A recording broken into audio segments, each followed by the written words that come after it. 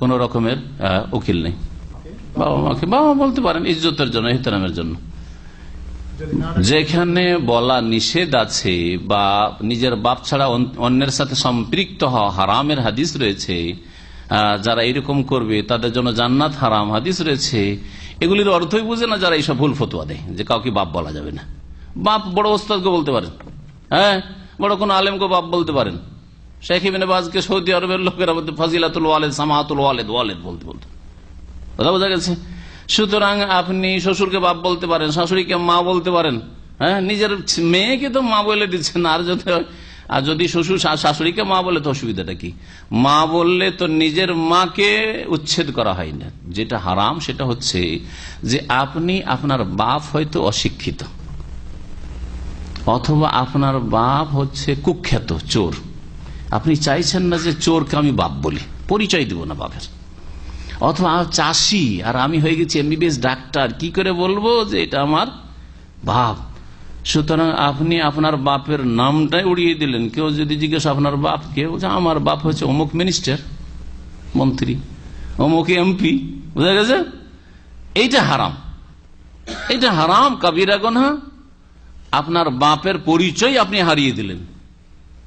যেমন এইরকম কলেজ ইউনিভার্সিটির ঘটনা রয়েছে, আলিগড় বিশ্ববিদ্যালয়ে একটা ঘটনা রয়েছে যে এক চাষি খুব কষ্ট করে ছেলেকে আলিগড়ে পড়িয়েছে, মাস্টার ডিগ্রি অথবা পিএইচডি, ভালো শিক্ষিত ছেলে হয়েছে। ও চাষি মানুষ তার বুঝে না যে এইভাবে চাষি অবস্থায় ইউনিভার্সিটিতে যাব তো ছেলে লজ্জা পাবে, ওই সব বুঝাবুঝি নাই।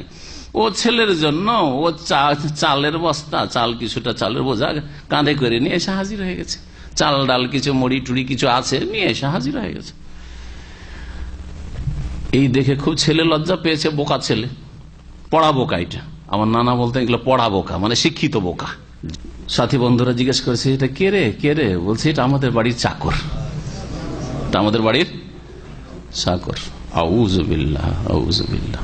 এদের আল্লাহ লানত রয়েছে, এদের জন্য জান্নাত হারাম রয়েছে। যারা নিজের বাপের কি করলো, সাথে সম্পৃক্ততা অস্বীকার করলো, হ্যাঁ, বাপের সম্পৃক্ততাকে, বাপের সাথে নিসবতটাকে শেষ করে দিল, বাপের পরিচয় পর্যন্ত দিল না। এইরকম যারা কাগজপত্রে জালিয়াত করছেন, আপনার বাপের নাম আব্দুল্লাহ, আর এখানে একামা আর পাসপোর্ট তৈরি করে নিয়ে এসছেন আপনি বাপের নাম আর কিছু দিয়ে, আব্দুল খালেক দিয়ে, অন্য কাউকে বাপ বানিয়ে, এগুলো হারাম, জায়েজ নাই। কেন? এটা পার্মানেন্ট ডকুমেন্ট, আপনার পাসপোর্ট, একামা, এগুলি জায়েজ নাই। কিন্তু এমনিতে টেম্পোরারি কাউকে, মুরব্বী মানুষকে বাপ বলা অথবা কোন মহিলাকে মা বলা জায়েজ রয়েছে, জায়েজ রয়েছে। আর সবচেয়ে ভালো আরবদের মতো বলেন, যাদের দ্বিধাদ্বন্দ্ব হবে আরবদের মতো বলেন। আরবরা কি বলে? আম্মাতি বলে বা আম্মি বলে, শ্বশুরকে আম্মি বলে, চাচা, আর আম্মাতি বলে। কিন্তু আমার দেশে বলে তো ভাত দিবে না। এমনি তো বউদের ওপরে কি জুলুম অত্যাচার, বউ ননদ সবাই মিলে গণধোলাই দিচ্ছে। আউযুবিল্লাহ, আউযুবিল্লাহ, এত জালেম এসব পরিবারের শাশুড়ি শ্বশুর বা ননদ গুলো। তো ওই পরিবারে গিয়ে যদি খালামা কেমন আছেন, কাকি আছেন, তো মার খেয়ে জীবনটাই শেষ হবে। জি জি, আল্লাহ পাক হেফাজত করেন। জি।